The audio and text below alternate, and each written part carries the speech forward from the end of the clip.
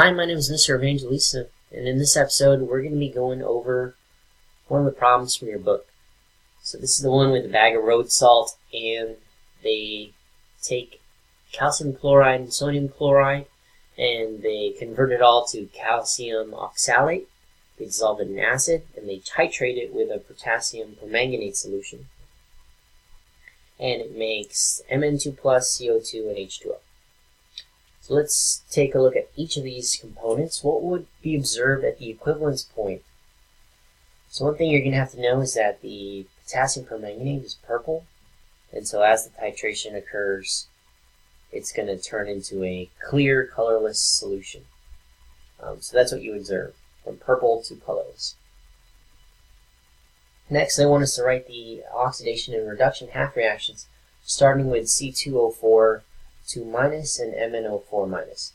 Now this part of the problem right here, them telling us that it produces Mn2+, CO2, and H2O is nice of them, helps us predict our products. So starting with C2O4, the oxidation. Since they told us the products, it's going to make CO2. First thing to do is to balance, so we're going to add a 2 there. And then we're going to balance the charge. 2 on the left, minus 2 on the left, so let's add a minus 2 on the right. Now, reduction. Starting with MnO4, they told us the products was Mn2+. The manganese ion is all balanced. So let's balance the oxygens with adding water. And let's balance the hydrogens by adding hydronium ions to the left. We got to balance the charge. I see an overall charge of +7 on the left and +2 on the right. Let's add 5 electrons to the left to balance that out. Next, they want us to write the overall equation, of course they do, for the redox reaction. To do this, we need the electrons to cancel out. So we see 2 electrons on the oxidation, 5 electrons in the reduction. So we need to find the least common factor, or least common, what is that? The least common multiple? I'm not sure the exact term, but it's 10 electrons. So let's multiply this by 5 and multiply this by 2 so that the lowest number that they both can go into is 10, whatever that term is in math. And so let's complete the multiplications and add them together, and here's your overall reaction. Now, all the redox stuff is done. Everything from here on out is Chapter 1 stoichiometry stuff. So it's always good to be solid on your stoichiometry because it's going to pop up its ugly head in almost every chapter. To determine the number of moles of C2O4. Well, let's take a look at the initial problem. We noticed that they titrated the C2O4 with 24.65 centimeters of 0.1 molar potassium permanganate.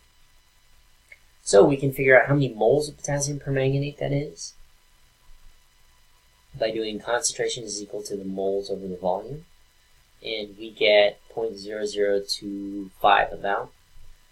And then we can use our balanced equation that we just created to figure out the ratio of MnO4 to C2O4, which is 5 to 2. And we can use that to convert from moles of this to moles of that, using the balanced chemical equation. So there's our number of moles of C2O4. Next, they want us to deduce the number of moles of calcium in the original sample. This works out because the ratios of everything is pretty much 1 to 1 if you look at the formulas. So there's only 1 calcium in here, there's only 1 calcium in here, and there's only 1 C2O4 in here. So everything's kind of a 1 to 1 ratio. I wrote the charge wrong here. It's supposed to be 2 plus. But it's a 1 to 1 ratio. And so since we know that the moles of this, we can relate it to the moles of this using that ratio, and it's just 1 to 1. So the number of moles of calcium in the original sample is the same as the number of moles of C2O4. Next, they want us to figure out the percentage by mass of calcium chloride in the road salt.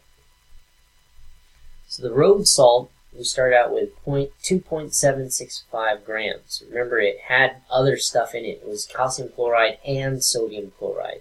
So not all of this is calcium chloride. They want to know how much of it was just calcium chloride. Luckily, we know the moles of calcium ion is equal to the moles of calcium chloride. right? Because it's a 1-to-1 ratio. And so we can say that the number of moles of calcium chloride is equal to this number here. And so we can convert that into grams by multiplying by the molar mass. It's 110.98, and we get 0.684 grams of calcium chloride. This is how much calcium chloride was actually in there, and this is how much the total sample weighed. So they wanted us to know what percentage was calcium chloride, and so we put 0.684 over the total sample and multiplied by 100, and we get 24.7%.